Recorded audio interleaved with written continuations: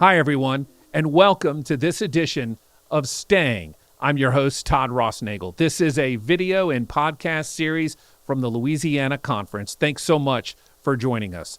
For this particular episode, my co-host Van Stinson and I interviewed Kenny Beauvais. You can say a lot about Kenny Beauvais. He is a husband, a dad, a granddad, a lifelong United Methodist, and also chair of the Council on Finance and Administration, and he is also a lay leader inside his church. All of those perspectives are important as we continue the conversation about staying. Here now, our interview with Kenny Beauvais. Well, Kenny, welcome to the show. Thank you so much for joining us via Zoom here from up in the Northern Kingdom, up in Shreveport. We appreciate you carving time out of your day to talk to us. Thank you. And thank you for allowing me this time to be on the program to talk about important issues. Well, as we mentioned at the top of the episode here, you are chairperson of the Council on Finance and Administration, but you're also a layperson in your church, and you have been for most of your life. You have, as we mentioned, a lifelong Methodist.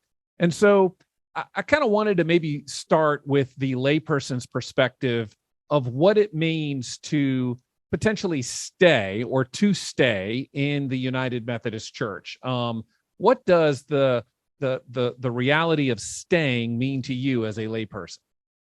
Well, Todd, first of all, I've been lay leader at Broadmoor United Methodist Church for a number of years and served in a number of positions.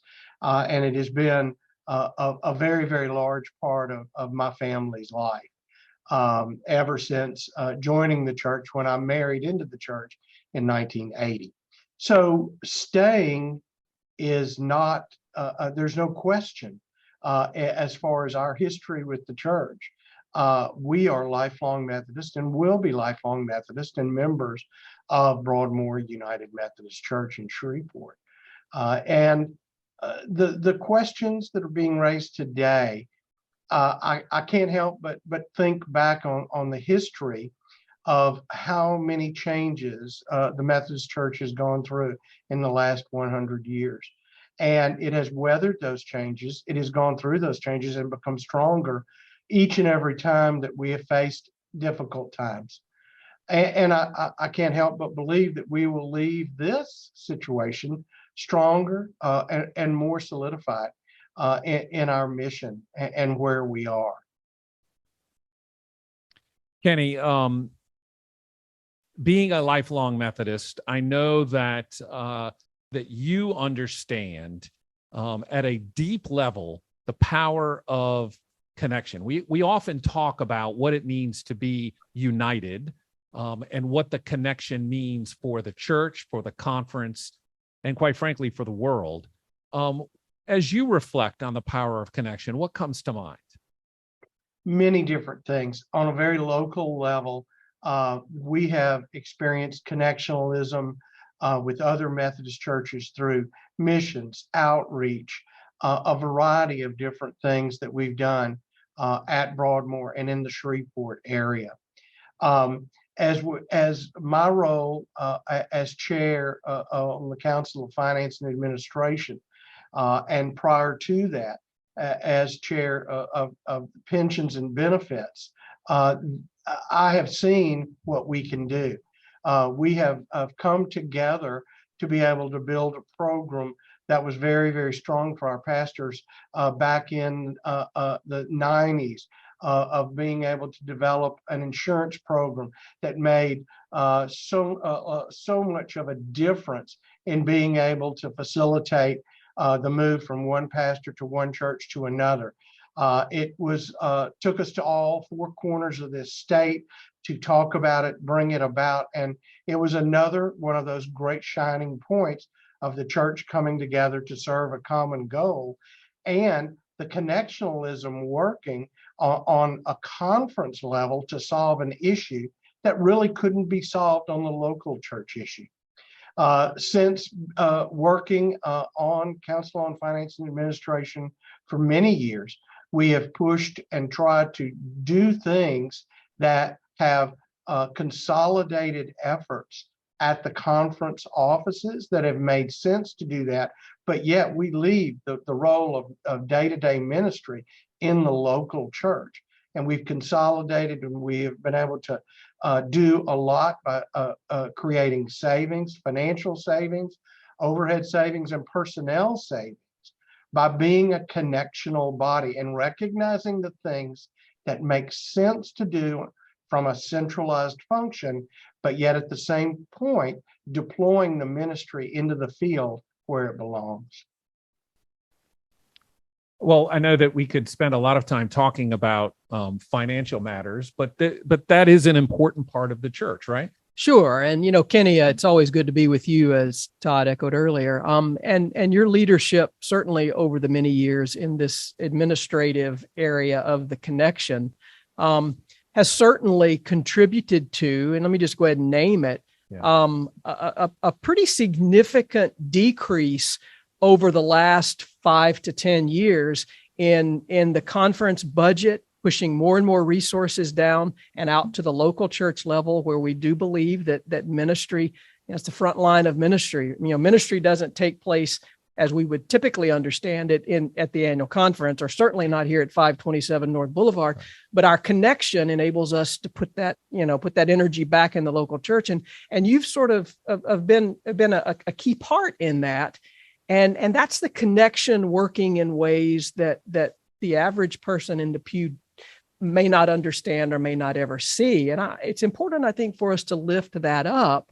And certainly in this era where there's so much disinformation and so much, so many attempts, let's just say, to sort of undermine the value of the connection, I think you're a testimony to the fact that connection is and will continue to serve local churches in pretty significant ways in the United Methodist Church that will continue on beyond this.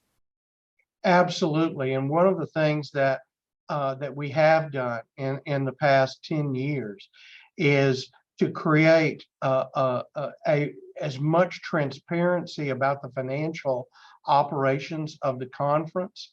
And we have done a remarkable, told a remarkable story about how the financial operations work. And we've really tried to bring that each year to annual conference and to be fully transparent and be able to explain as much of the minutia as the annual conference can stand about the financial workings of the conference. And that to me is extremely important, because number one, we want to build trust and confidence of all members of the conference, of all churches in the conference, that what we are doing is, again, trying to do the centralized functions that make sense to do centralized, not duplicate efforts in every single district and duplicate expenses in every single district, or spread across all the churches. We've consolidated and reduced the overall expenditures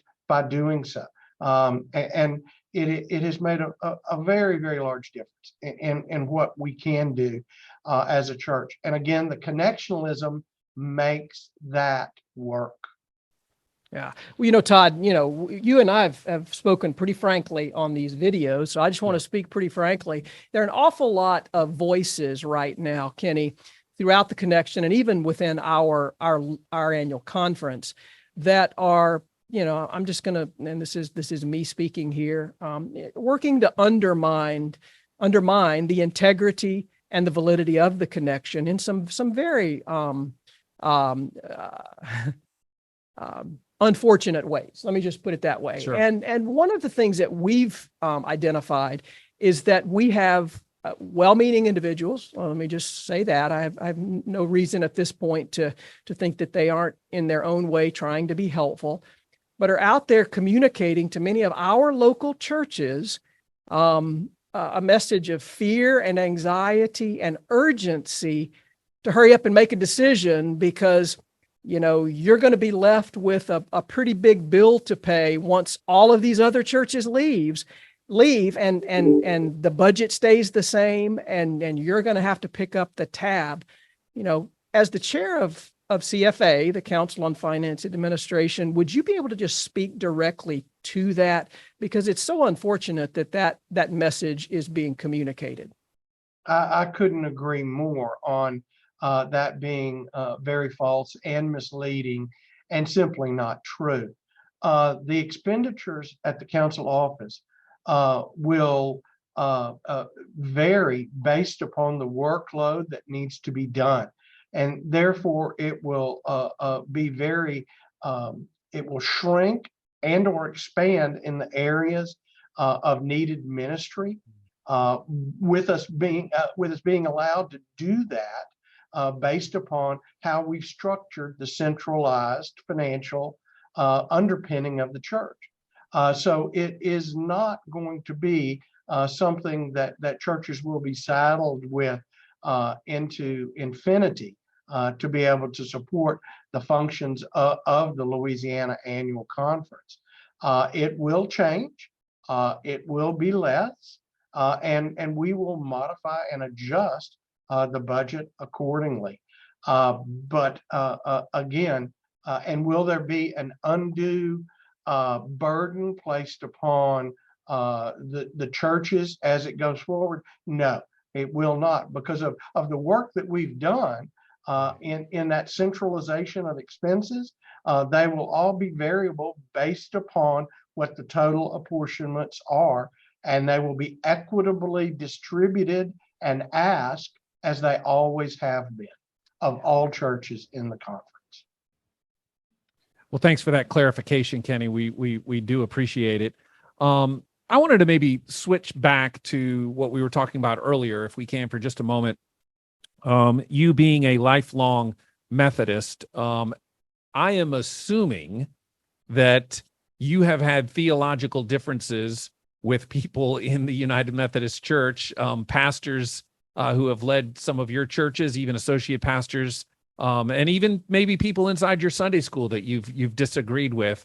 Yet you remain. How important is it for you as a layperson to perhaps have a leader in the church from a pastoral perspective, or even members of the church who are fellow lay people in the church that have differing views? How important is that to have a breadth of viewpoints? I think that speaks to the heart of Methodism, as I have been brought up in the church, that there are so many different viewpoints that are appreciated throughout the Methodist Church. To me, that speaks to one of the strengths of our denomination, is the fact that we are diverse and that we are accepting. And that there are many different thoughts and many different things, but we still all sit in the same pew on Sunday.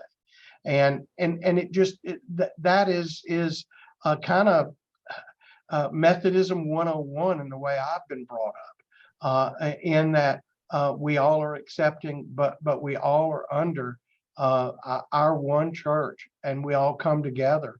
And again, that acceptance, that spectrum of beliefs goes right back to that whole connectionalism issue. And it speaks again to being connected both personally and then both from a conference level and from church to church. You certainly have different churches that have different missions, different strengths. And it's so wonderful when you have two churches come together with one contributing to another's strengths. We have done it time and time again. We have a wonderful church here in Shreveport, St. Luke's Methodist Church. It's probably less than a mile south of Broadmoor United Methodist Church. They have one of the most successful and wonderful fall projects called Pumpkin Patch. And Pumpkin Patch, with the church and where it has been, and through COVID, they had a serious manpower shortage. They approached us, Broadmoor Methodist, said, could you help? Would you join in? We are joining together this year in a joint effort that will help that very successful mission continue on the grounds of St. Luke's Methodist Church. But we will be lending manpower very strategically to be able to help them get this mission project accomplished. That's connectionalism. That's the Methodist Church at its finest. And I bet at no time during the pumpkin hunting or carving or whatever you do at a pumpkin patch will there be arguments over some of these issues that are potentially at hand here inside the United Methodist Church. Yeah, I don't believe there's going to be any right or left pumpkins out in the pumpkin. There might be. I think right they're all going to be left- orange. Yeah, right or left carvers, but Yeah. that's about it. Yeah. Van, as you reflect on what Kenny was just saying, there's so much value in having diverse, and I know you have thoughts about this from a clergy perspective, but to hear Kenny talk about, sitting in the same pew and having different, leaders inside the church, I mean, there is value. I mean, people might feel a bit uncomfortable sometimes if they're assigned a pastor who maybe doesn't share the same opinion, but there's growth in that. Well, absolutely. And, Kenny, when you alluded to the fact that, when you gather as a community of faith, you're all going to sit on the same pew, regardless of which candidate you voted for in the election the previous week, regardless of how you fall on any particular social issue that is currently pressing. I mean, there's a beauty in sort of leaving our agendas and our personal priorities at the door once we come into the congregation and join hands together and hearts even in worship.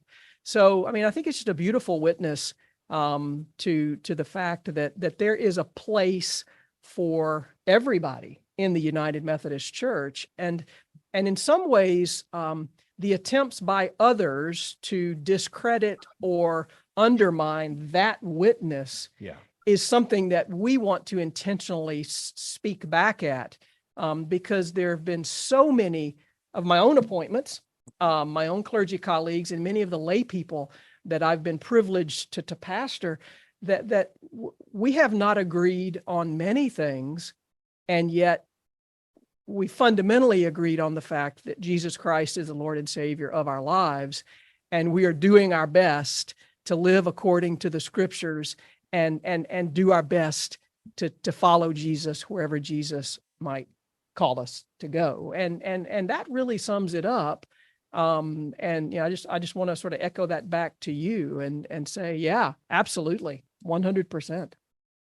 Kenny, I do want to ask you, how is this issue impacting your local church? Now, I mean, I know you can't speak on behalf of the entire church, but just give us a temperature of how this issue is maybe impacting your church. I mean, sometimes we read and think that this issue is dividing every single congregation across the globe, when in reality, that is far from the case. Our situation and our conversation has been very muted in our church. And there are some concerns, and some of those concerns are speaking from fear. And that is, I think, a very dangerous place to be coming from. But it is not wholesale discussion. It is within certain groups, subgroups, and they are in active dialogue with the leadership of our church. And the leadership of our church, Wybra Price, is our wonderful new pastor at Broadmoor. And Wybra is navigating that extremely well. We operate under the governance board model at Broadmoor United Methodist Church, which is probably not the norm throughout the conference, or it is not the norm, I should say. But it has enabled us to have a very, very broad table, literally and figuratively as well, where we have a lot of discussion. We had a member come to speak to our governance board in the last few weeks.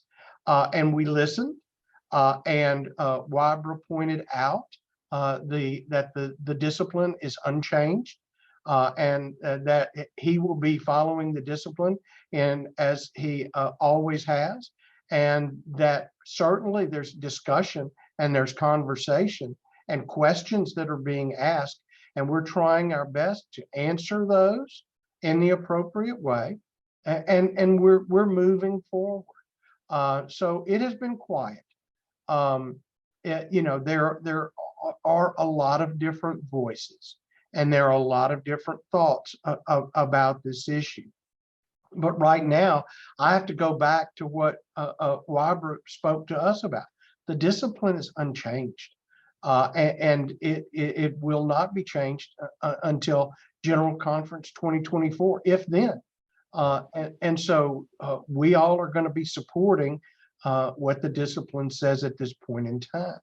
And I think that is the most appropriate answer, especially when you're hearing about deadlines and that we have to act now and we have to move forward.